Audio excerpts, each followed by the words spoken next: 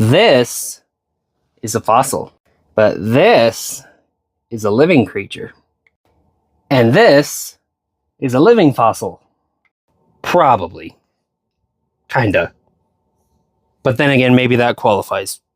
Maybe it doesn't. What exactly does living fossil even mean?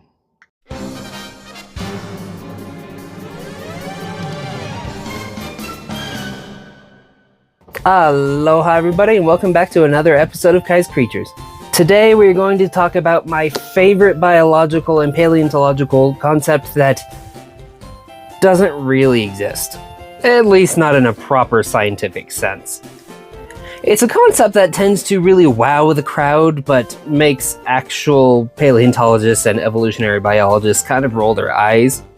And that is the concept of living fossils. Now, part of the reason that this is such an unscientific term is because there's not really a solid definition for what qualifies.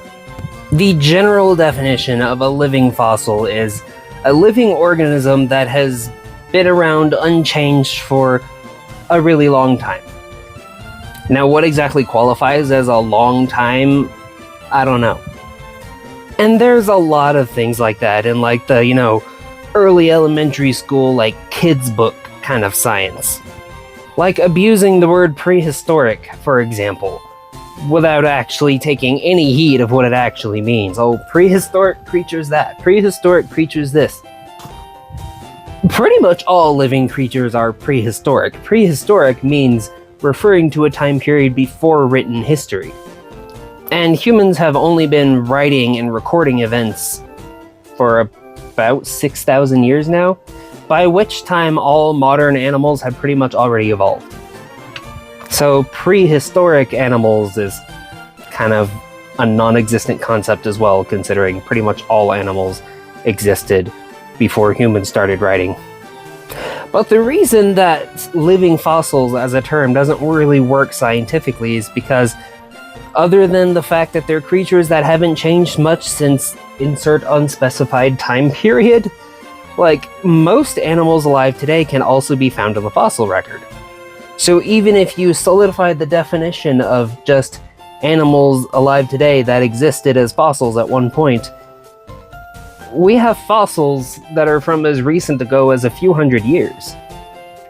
So again, pretty much any living animal could potentially be in the fossil record and hence become a living fossil. And you can't say it's just prehistoric animals because, again, prehistoric just means before humans started writing, which, as I said, every extant species existed before humans started writing. So we just narrow it down to things that are like, but really, really ancient. But what does really, really ancient mean? 1 million years? 2 million years? Are chimpanzees living fossils? Because they were around when the genus Homo first appeared. They're far older than the human species itself, and no one goes around saying that monkeys are living fossils. Even if there were a specified time period, say 100 million years, any creature that is still alive and hasn't changed over 100 million years is a living fossil. Problem is, there is no animal that hasn't changed in 100 million years. Animals change on the genetic level with each generation. Heck, under certain circumstances, some animals can even change on the genetic level within their own lifetime. And this, ladies and gentlemen, is where biology gets a little bit complicated. Now, I'm sure in grade school biology, we were all taught kingdom, phylum, class, order, family, genus, species, where all the animals and plants and fungi fit into neat little boxes. 2 members of the same species can reproduce and produce fertile offspring. And 2 members of the same genus can reproduce, but they produce infertile offspring. Until they don't. And 2 members of the same family, but not the same genus, can't reproduce at all. Until they do. See, the problem with real genetics and biology as compared to grade school, I'm just teaching you enough to get the basic concept genetics, is that it does not clean up as nice. See, the problem with classifying things into kingdom, phylum, class, order, family, genus, species is that, kingdom and phylum are usually pretty solid, but class onward gets a little murky.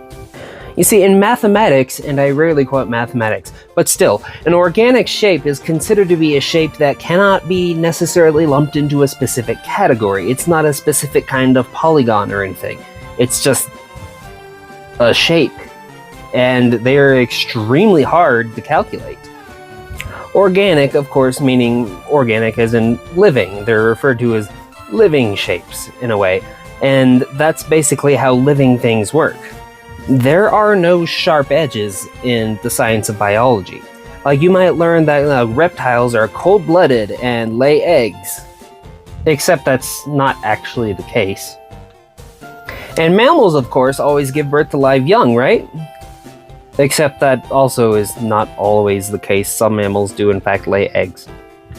So these little boxes that we were taught in elementary school of like mammal equals this and reptile equals that are not actually accurate. And the amateur science lover might gasp in horror if you refer to whales as fish. But they are.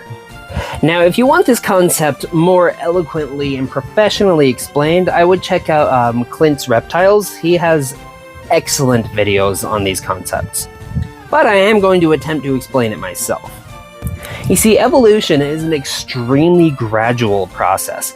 It's a bit like watching a plant grow. If you actively watch your potted plant, you're never going to see anything.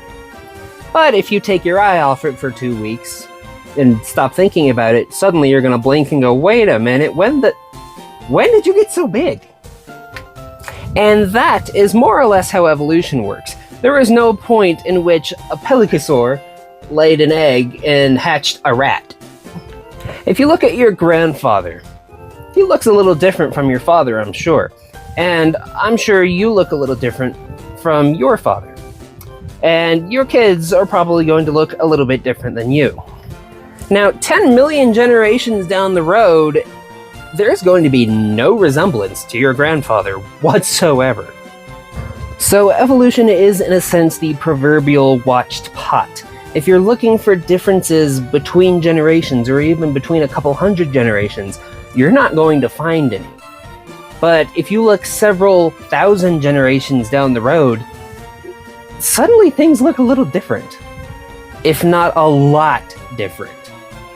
But there are some animals that rebel against that, and after millions of generations, they don't seem to have changed at all. Things like millipedes, horseshoe crabs, the coelacanth, the tuatara.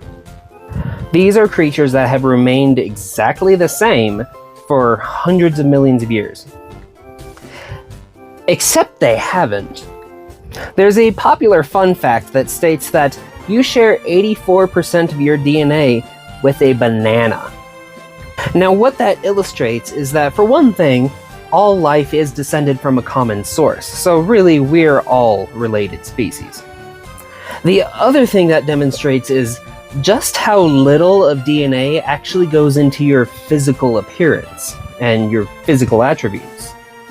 And that most of the major physical changes that occur between species or for a species over a given amount of time has more to do with external stimuli and with mutations than it does just natural progressional change. Our own species, for example, evolved extremely quickly, going through several different phases of completely different species over the course of about 2 million years or so. And evolutionarily speaking, and in geological time, 2 million years is nothing. That's sometimes over time in a species, certain traits will develop that were not intended to be as major as they ended up being. Opposable thumbs evolved so we could be slightly better at climbing trees. But they turned into something far greater than that. Same thing with feathers. Feathers just evolved as a way for dinosaurs to better regulate their temperatures. Those feathers, however, gave them a drastically altered weight to area ratio, and eventually they were able to glide and, even farther down the line, sustain powered flight. Eventually, with the KT extinction happening 65 million years ago and the temperature around the world plummeting, the original function of those feathers, which was to keep them warm, actually became very important again. And as it turns out, in a world that is very cold and has very little food to offer, being very small and being able to fly and keep yourself warm is a major advantage over being gigantic and hungry and easily chilled. And a lot of people are now aware that birds descended from dinosaurs, but in fact birds are dinosaurs. Dinosaurs never went extinct. The non-avian dinosaurs did go extinct, but the avian dinosaurs did not. And that brings us to another concept in biology that people are often mistaken about, and we'll get back to the whale fish thing in a minute. And that is the fact that you do not evolve out of a clade. If your ancestors were a certain kind of animal, then so are you. The reason I talked about evolution being like watching a plant grow and how like there's only minute differences between generations and that you don't notice evolution until it's suddenly different. It's because of this concept. As a creature evolves over time, there is not actually a specific cutoff point where it ceases to be this and starts to be that. Which is why I said the pelycosaurs did not suddenly lay eggs that turned into rats. Obviously, if dinosaurs went extinct, then birds couldn't be descended from dinosaurs, because that would mean the dinosaurs couldn't have gone extinct. You can't have descendants if you're extinct. So this slow biological progression means that essentially, rather than, evolving until you become another thing, you actually simply expand the definition of the thing you originally were. So birds are not related to dinosaurs, they are dinosaurs. The definition of dinosaur expanded to include this new version of dinosaurs called birds. The original mammal ancestor, the ones whose bloodline would give rise to all the mammals we know today, were called synapsids. Now, the synapsids were slightly different from the diapsids that would give rise to reptiles. At this point in time, though, they both looked pretty well reptilian. And aside from the number of holes in the skull, there wasn't a whole lot of difference between synapsids and diapsids. But to this day, mammals are all synapsids and reptiles are all still diapsids, including birds. So if you look at things like the pelycosaurs I mentioned before, they look very reptilian in appearance because the proto-mammals were really not all that different from the proto-reptiles. They were both very close cousin groups to each other, but their lineages went off in completely separate directions. Before that, however, they both descended from amphibians. So much as you are a synapsid, you're also an amphibian. You're a frog. Get over it. Likewise, all amphibians also descended from fish. So you're also a fish. And a whale, being a mammal, sharing that same lineage with you, is also a fish. As a matter of fact, all vertebrates are fish. We only categorize fish as those cold-blooded things with gills that live in the water now because it's much, much easier to understand. And in a practical sense, it's easy enough to categorize things like that. Nobody really cares about the genetic truths of life when they're just trying to live their life. And it's easier to box things up like that and say, well, technically that's not how it works, but you get the general definition of how we're categorizing things by traits and not by genetics. So where the living fossil idea comes into play here is because, again, there is no animal on Earth that has not changed drastically on a genetic level. You may think that horseshoe crabs have been around for like 450 million years, so if I brought one back from the past and tried to breed it with one from now, it would still produce offspring, right? No. No, it very likely would not. And that is why I brought your attention to the fact that you share 84% of your DNA with a banana. Just because it looks the same doesn't mean it actually is on a genetic level. Very little of your DNA actually goes into your physical appearance. So while humans have changed drastically over the last 2 million years, that was mostly due to mutations and external stimuli forcing us to change. Things like millipedes and horseshoe crabs have still changed drastically on the genetic level, but the part of their genetics that deals with physical appearance has not changed because there has been no change to their lifestyle. The millipede, for example, which has been on Earth for about 430 million years, it hasn't changed in all that time, at least not very much. Reason being because it rustles around in the dirt and eats dead plants and, rotting fruit and random decomposing things on the ground. They didn't change because they didn't need to. Dragonflies, the super predator of the insect world, also have remained relatively unchanged since all the way back in the Carboniferous period. Why? Because they didn't need to. They perfected the design the first time around, so change was no longer necessary on a physical level. But like with your grandfather and your father and yourself and your kids and your descendants, there's little genetic changes that go on with every single generation. But if physical change remains unnecessary, then physical change does not keep happening. Now you might say, Kai, what about those big giant insects in the Carboniferous? Obviously, they're not around anymore. What happened with that? Again, external stimuli. The level of oxygen during the Carboniferous was so high that arthropods, because of their way they breathe, their tracheal system, were able to attain these large sizes. Nowadays, they cannot.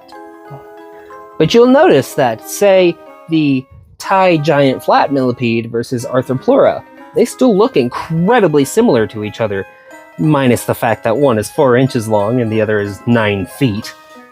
So the only drastic change that happened during the Carboniferous was their exponentially larger sizes.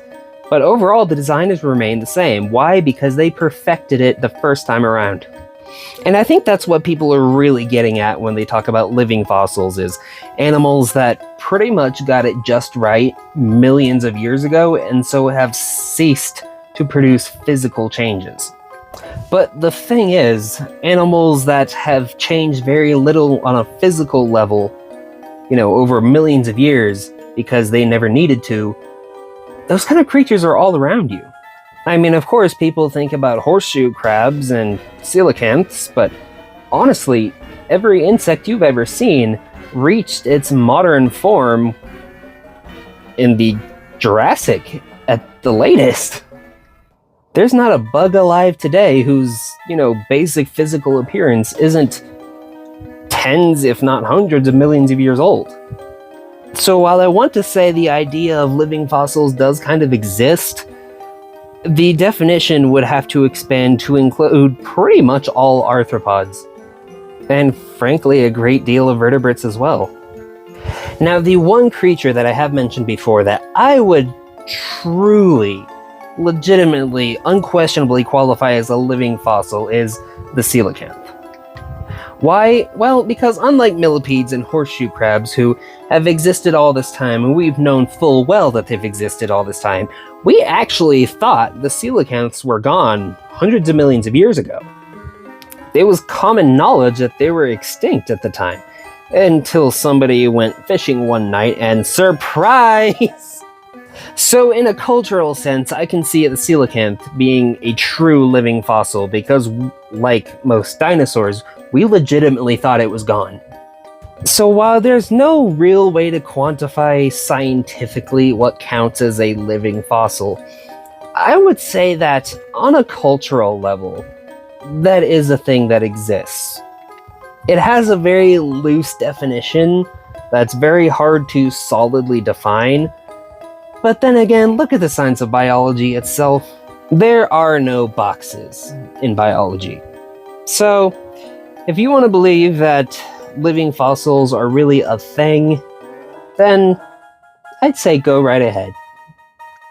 It occurs to me that I was originally intending to talk about fossils as a concept and what they are and how they occur and why some are so much rarer than others, But I think I've been jabbering here quite long enough, so I'll probably save that for another time.